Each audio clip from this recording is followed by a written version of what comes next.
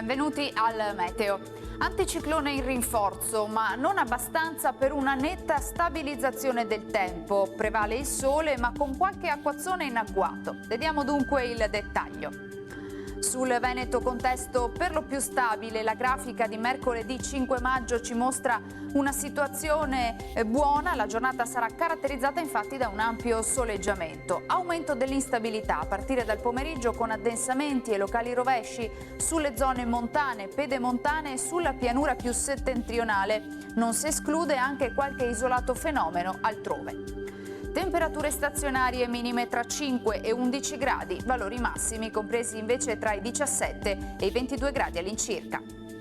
Ci spostiamo ora sul Friuli Venezia Giulia, dove lo scenario sarà segnato dalla variabilità. Più sole al mattino, a seguire temporali sui rilievi, localmente anche in pianura. Temperature minime tra 7 e 10 gradi, massime sui 17-19 gradi.